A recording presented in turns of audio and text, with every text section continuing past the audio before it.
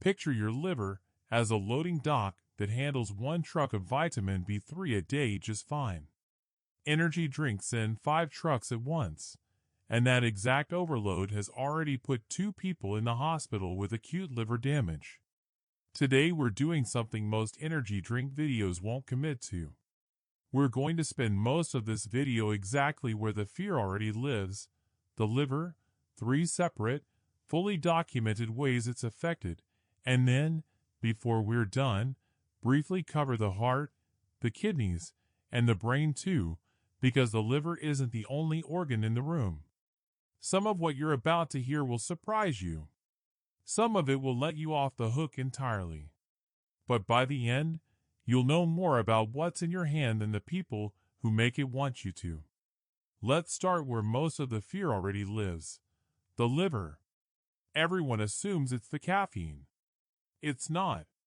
Caffeine, by itself, has never been shown to damage the liver. That part of the old fear is actually wrong, and we'll come back to why that matters later. The real suspect is niacin, vitamin B3, a nutrient your body uses in small daily amounts to help turn food into energy. It's in almost every energy drink on the shelf, usually listed innocently under B vitamin complex. And most people assume more B vitamins is just more good.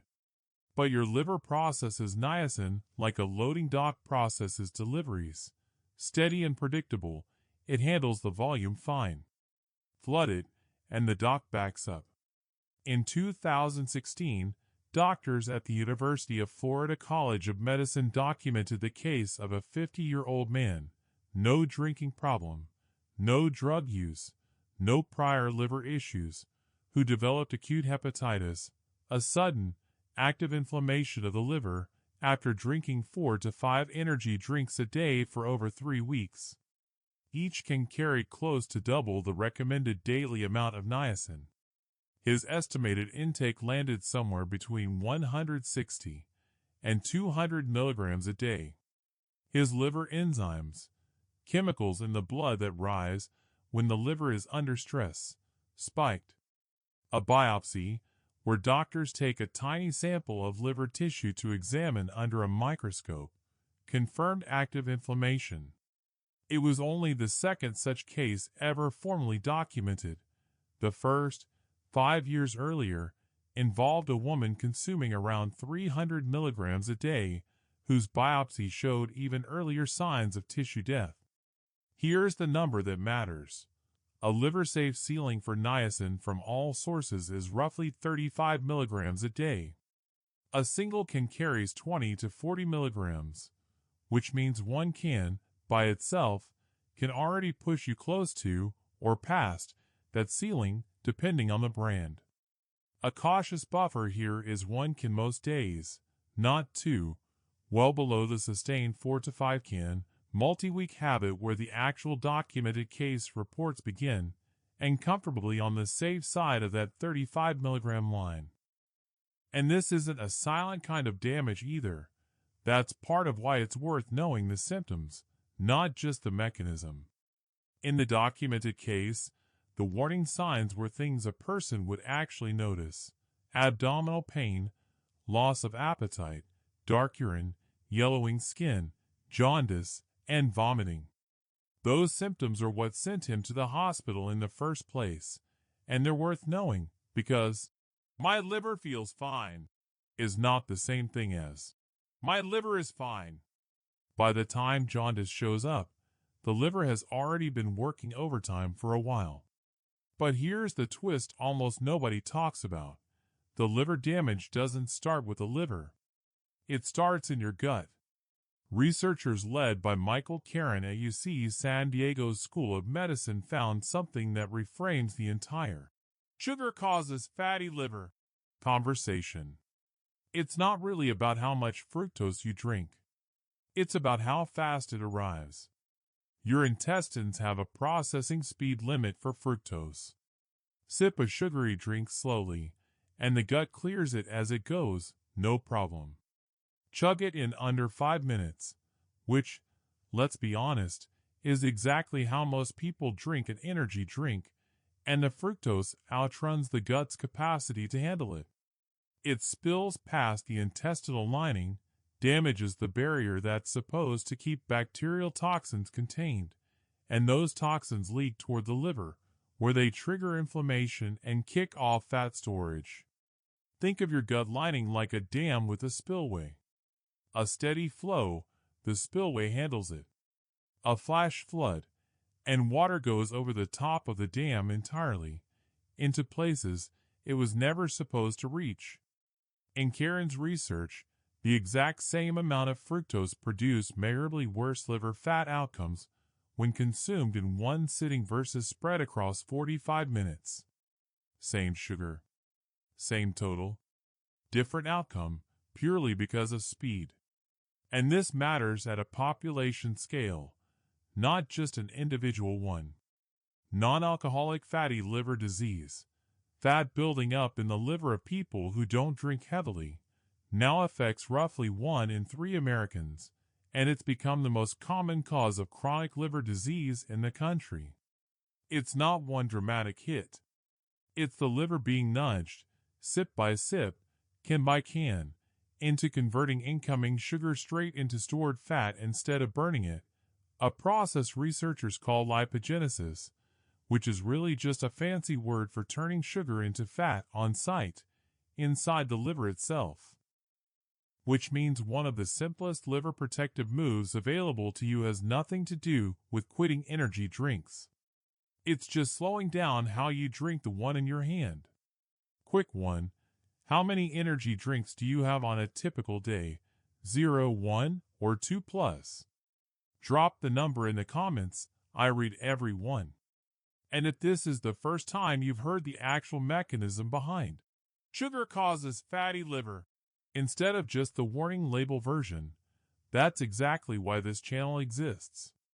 Now's a good moment to subscribe, because the next thing we're covering is a claim almost every energy drink video repeats without ever actually checking it.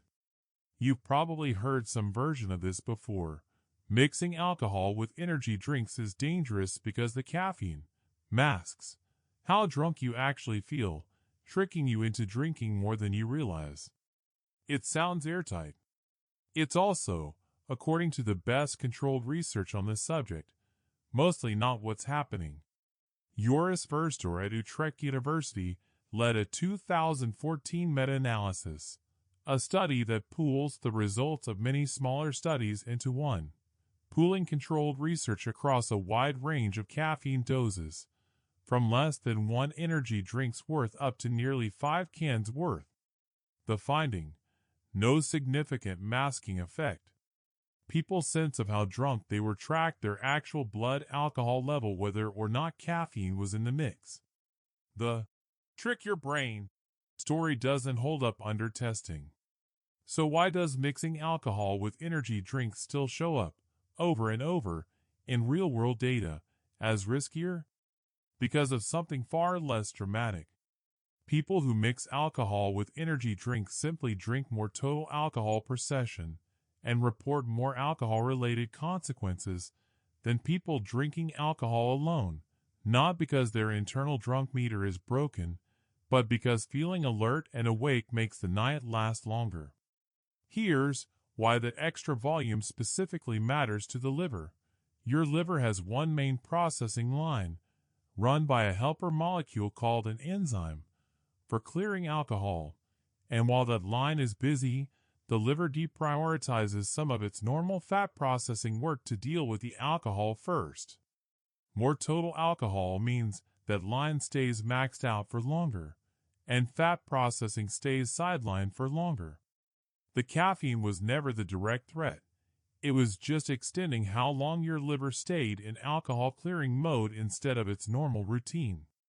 Same liver, same night, just more ethanol, the actual alcohol molecule, moving through it because you didn't feel like stopping. Which means the actual protective move isn't, you can't trust how drunk you feel. It's simpler and far more useful. If you're drinking alcohol and energy drinks together, count your total alcoholic drinks exactly the way you would without the energy drink in your hand.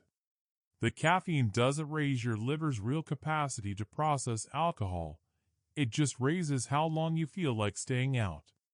We're moving fast here on purpose. The liver is still tonight's main event, but 3 other organs are reacting to that same can, and they're worth a quick mention before we close this out. Your heart. In a 2019 randomized trial, where some people got the real drink and others got a fake one, so researchers could fairly compare. Published in the Journal of the American Heart Association, Dr. Sachin Shah's team found a high-volume energy drink measurably lengthened the heart's QT interval, its electrical reset period between beats, and the effect was still detectable 4 hours later. A broader review pulling together 37 studies found that same lengthening showed up in nearly 2/3 of them.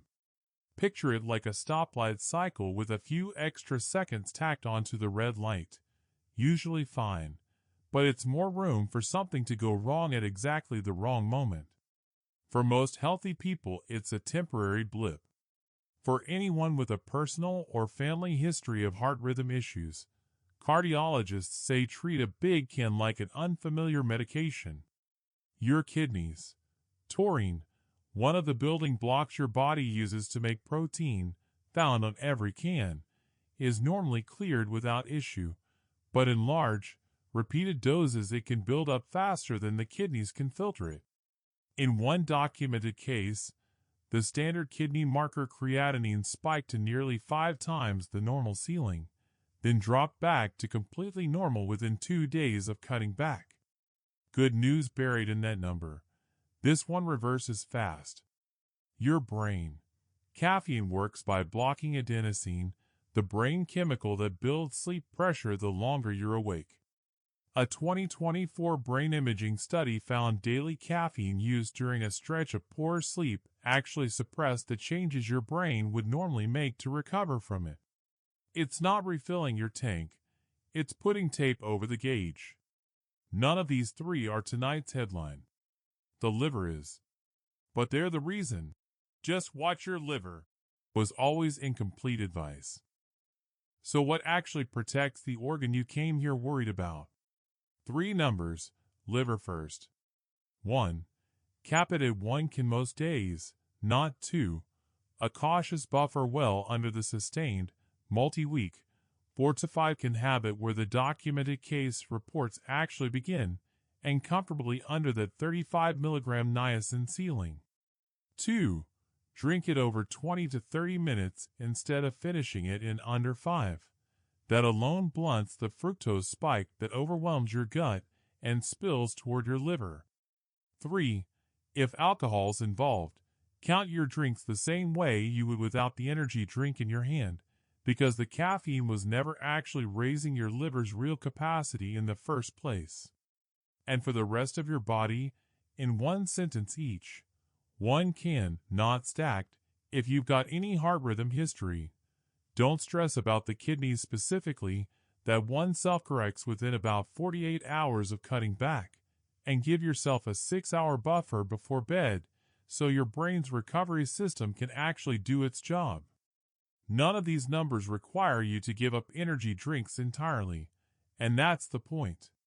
The competitor video treated this whole topic like a coin flip, good or bad, safe or dangerous, when the actual research gives you something far more usable: specific thresholds, specific timings, specific behaviors, each tied to a specific organ. That's the difference between a warning label and an actual answer. That's it. Not fear. Not moderation, with no number attached. The liver, 3 real mechanisms deep, plus everything else, briefly, in its proper place. The healthy vitamin is the one hurting your liver, not the caffeine. Every week on this channel, this is exactly the depth we go into.